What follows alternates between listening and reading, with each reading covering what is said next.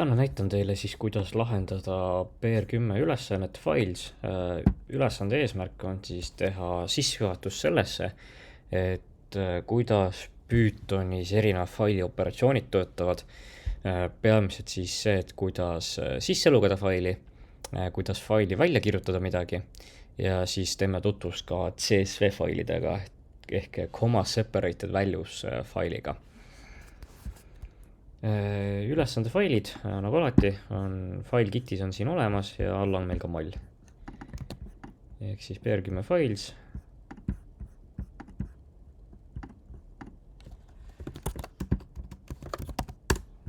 Ja siis siia sisse fail nimega files.py. Ja võtame selle malli siit. Nii. Esimesed asjad kohe, mis ma räägin, et kui te varem ei ole näinud seda asja siin, sellist sõna import, siis mis see siin tähendab, on see, et me toome mingisuguse välise teegi nüüd mängu, et tegelikult oleme küll kokku puutunud sellega, me puutusime kokku sellega regexi nädalal. Antud nädalal meil oli siis vaja kasutada sellist teeki nagu re ehk regex. Antud nädalal praegusel nädalal me kasutame nüüd siis CSV teeki, mis võimaldab meil natuke mugavamalt CSV failidega tegeleda. Et muidu me saaksime ilma selleta ka hakkama, aga selles mõttes ma räägin teile pärast sellest.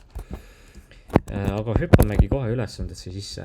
Et esimene ülesanne, count row numbers. Funktsioon peab lugema andmed failist name sisse ja tagastama siis faili ridade arvu. Et esiteks on see, et kuidas Pythonis üldsegi failide sisse lugemine käib. Selleks on mitu viisi. See, mis mul praegu siin slaidil lahti on, mul just oli paarkümmend minutit tagasi loeng, mida pidasin. Et põhiline viis, kuidas Pythonis faile lahti teha, on sedasi. With open, meil on mingi faili nimi ja siis õigused. Ja siis siin wifi all teeme vajalikud operatsioonid ära. See on soovitatud viis failide avamiseks sellepärast, sest kui meil juhuslikult midagi juhtub, kood jookseb errorisse, siis WIF tagab meile seda, et kui tekkis mingi ootamatu olukord, siis see fail pärast pannakse automaatselt kinni. Et miks meil üldsegi on vaja selle üle muretseda failide või üldsegi ressursside avamisest ja sulgemisest on see, et see on ikkagi ressurssinõudev operatsioon ja kui me jätame failid lahti ilma sulgemata, siis võib vabalt tulla mingi faili korrumpeerumine või näiteks ootamatu muutmine või et süsteem jätabki need ressursid kasutusele. Ehk jälle hakkab arvuti või programmi jõudlusele peale mängima.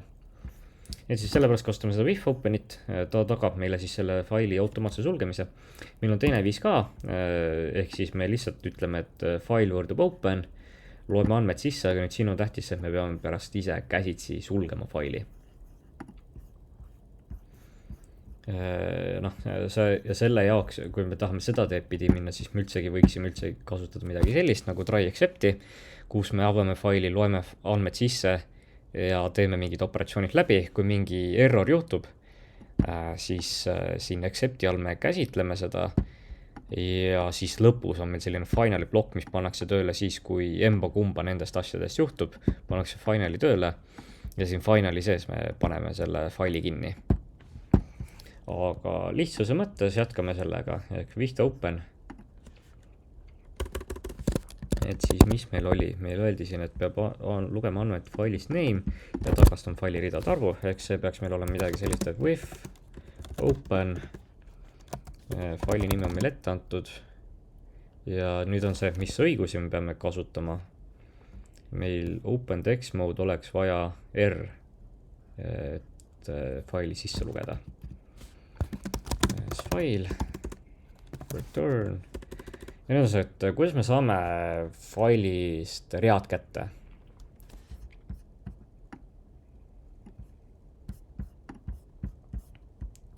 Meil on erinevad meetodid selle jaoks.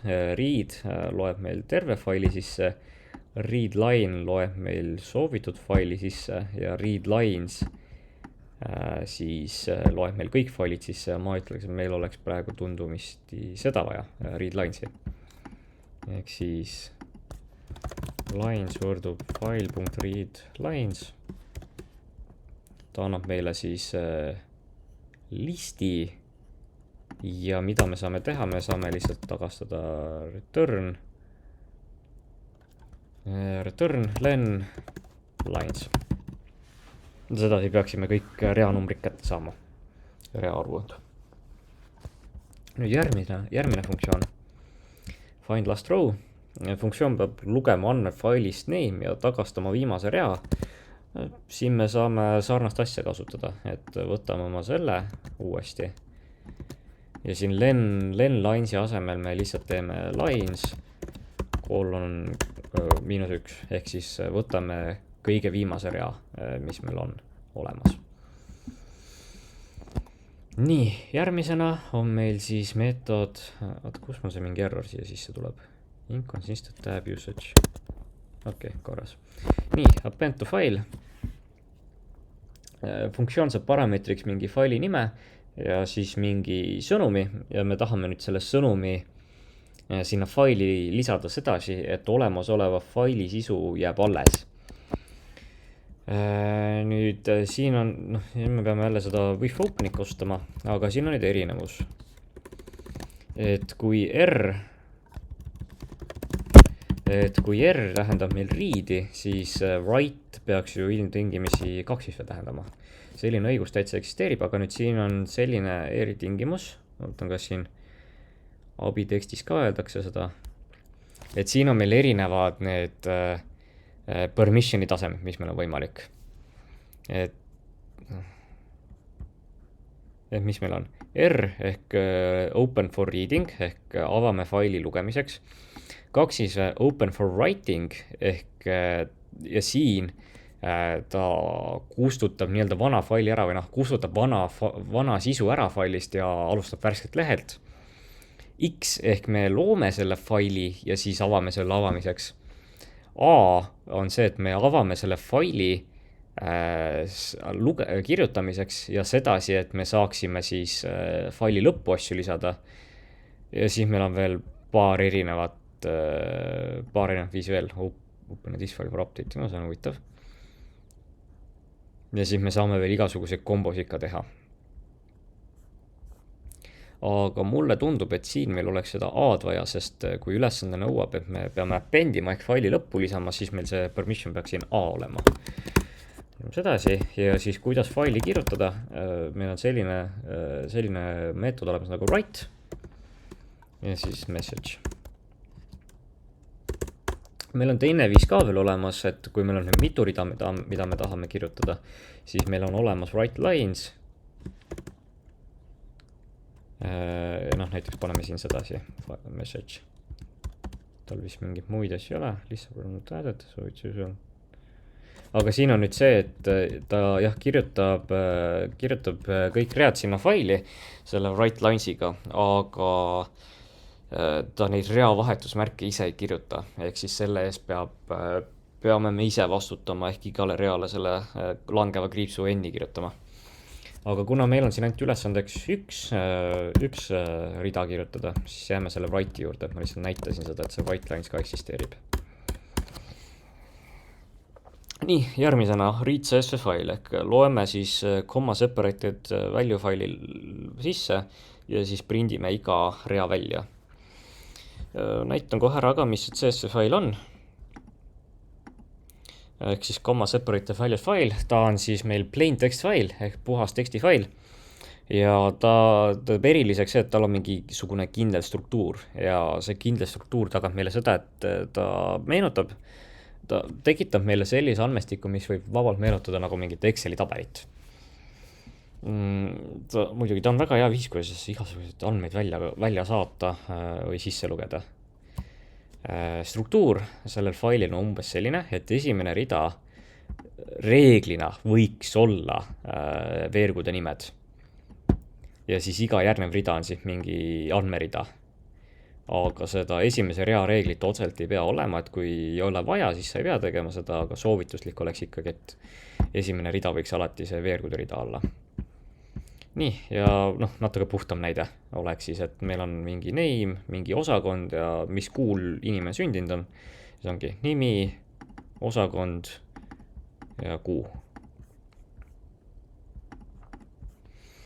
Ja kuidas me saame seda asja nüüd sisse lugeda, et jälle me võtame oma selle with open'i siit. Ja me peame tekitama endale CSV readeri. CSV klass on meil sisse imporditud. Reader.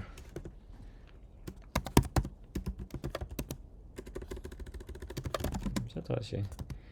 Ja määrame ära ka delimiter, et delimiter on meil koma. See, mis see delimiter siin ütleb, et meil võib vabalt olla selline olukord, et kus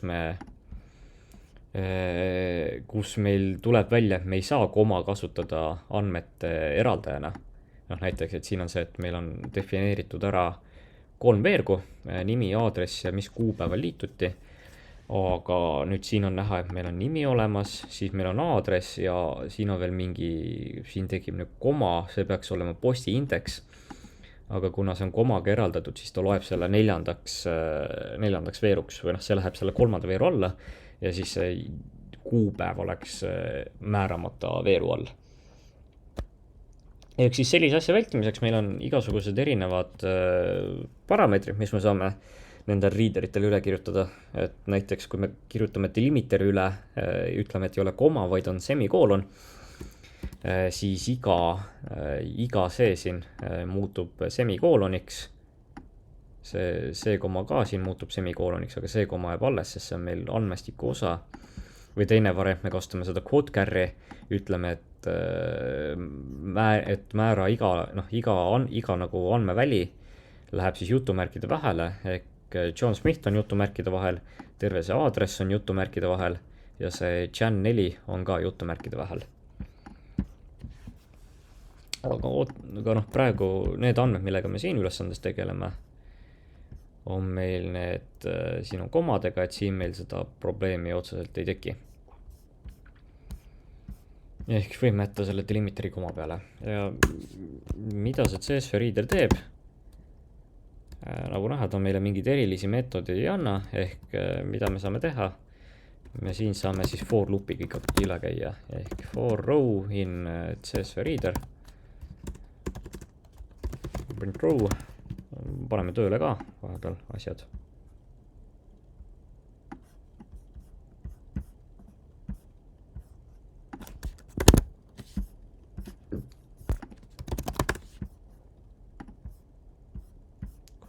Siin mingid errorid on.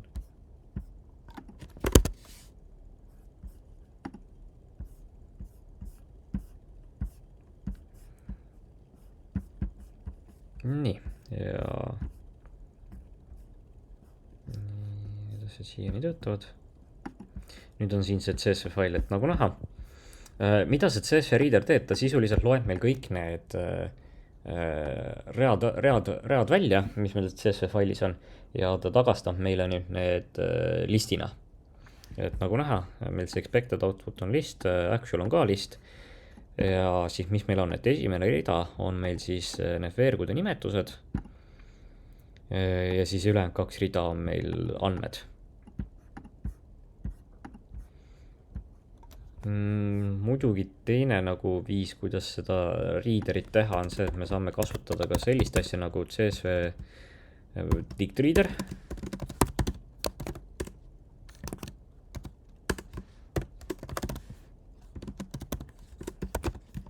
Ja nüüd, mis see asi meil siin on see, et ta selle asemel, et listi lugeda asjad, ta loeb meile need hoopis dictionary'sse juhul, kui ta tuvastab ära, mis see esimese rea need veergude nimetused on.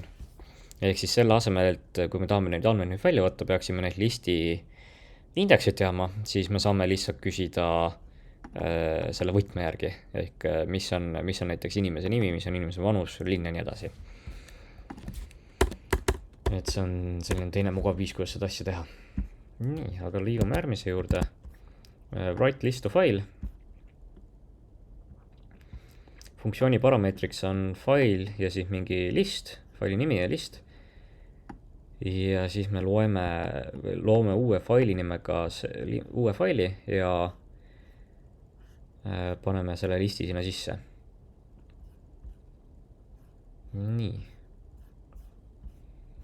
Siin ma ütleks, et kuna meil on seda faili vaja luua, siis äkki katsutaks seda X-i läbi.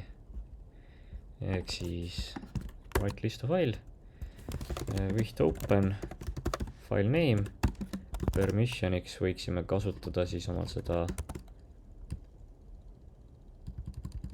kus see X on meil siin.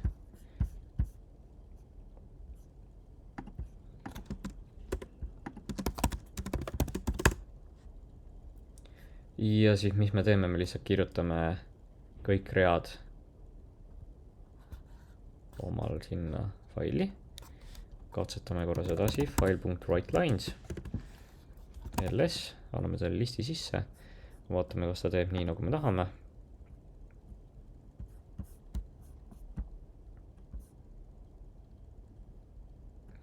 Aga siin ongi nüüd see, millest ma rääkisin, et kus meil see test on meil siin, et iga item tegelikult peaks olema eraldi real.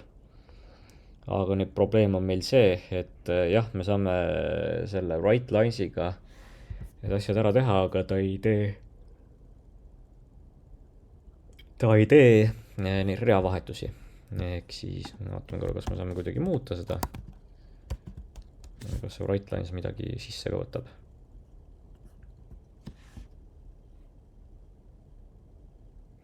Okei, ehk siis me peame hoopis teistmoodi tegema, me ei kasuta writeLines'i, vaid kasutame lihtsalt write'i. Teeme oma selle reavahetusmärgi ja nüüd ütleme join ja anname selle listi tal hoopis sedasi sisse.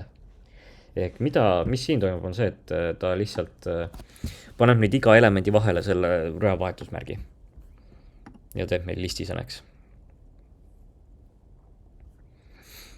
Nii, aga ta ütleb, et meil see fail eksisteerib selle X-iga, ehk X-i tuleb kasutada ainult siis, kui seda faili ei eksisteeri ja on teada, et seda ei eksisteeri, ehk muudame selle X-i omal kaksiseks ümber. Kustutame need asjad ära ka siin vahepeal korra. Nii, ja nüüd on see, et meil on kõik file contents on olemas siin. Nii, järgmisena copy file. Funktsioon saab parameetriks 2 faili nime ja siis ta üritab ühe faili sisu teise faili kopeerida ümber.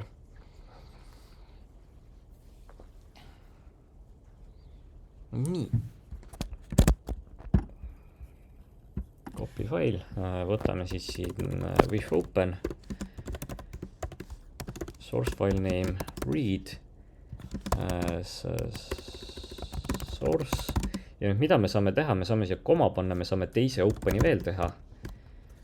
Target file name, write, as destination. Võib-olla on target, siis ta on sobivam. Source ja target. Ja mis me teeme lihtsalt, me teeme testi target.write, source.read.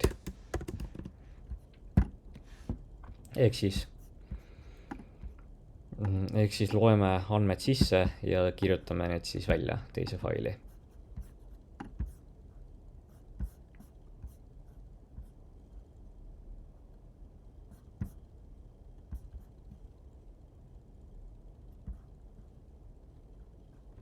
Ja siis viimasena võtame selle copy CSV ette. Nii. Et siin ma tegelikult tahaks näidata seda dictionary writeri, readerite writerit ka, et alustuseks siis, see on sama ülesanne nagu see copy file, aga nüüd CSV failide põhjal, et esimene asi, mida teeme, loeme oma faili sisse.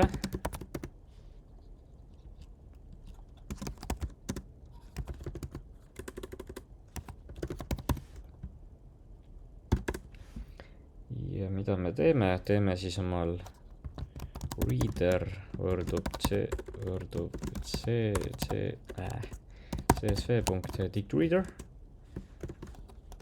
source file ja siis rows võrdub tegelikult jätamegi sedasi praegu. Ja siis teeme endale selle teise VIF openi, paneme siia siis otsa. Open target file name write as target. Teeme writeri ka juba writer. Võrdub csv.dictWriter target. Ja mis me nüüd teeme?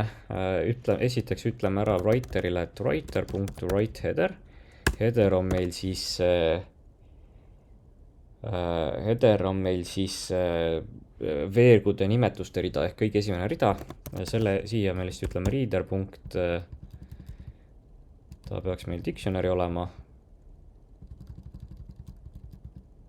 Ja tegelikult korra vaatame ära, mis ta tagastab meile üldsegi, et print reader. Vaatame.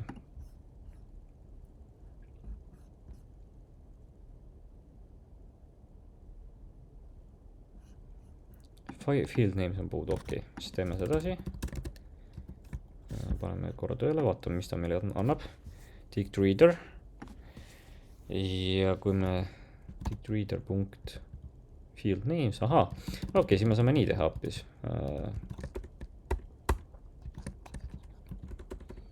Vaatame, kas ta nii võtab vastu seda. Dict reader. Reader punkt field names.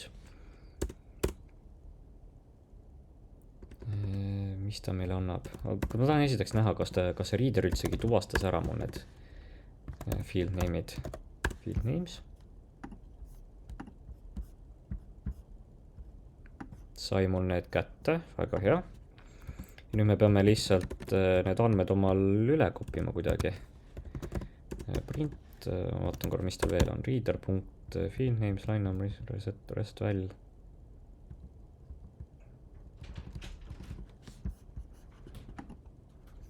Nii, kui readerist on see field names'i kätte saadud ja writerile edasi antud, siis asi, mida me saame edasi teha, ütleme nüüd writerile, et writeHeader, ta kirjutab meil siis sinna CSV faili selle kõige esimese rea sisse ja siis saame edasi öelda writer.writeRows ja anname talle selle readeri lihtsalt nüüd sisse, sest readeri sees see andmestruktuur on dictionary või kogumik dictionary'dest.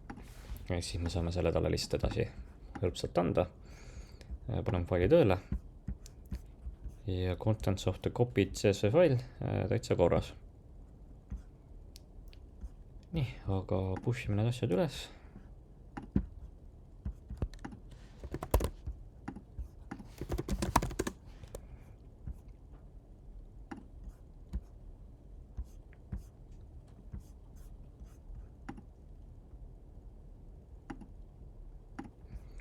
Ja sellega saigi ülesanne tehtud.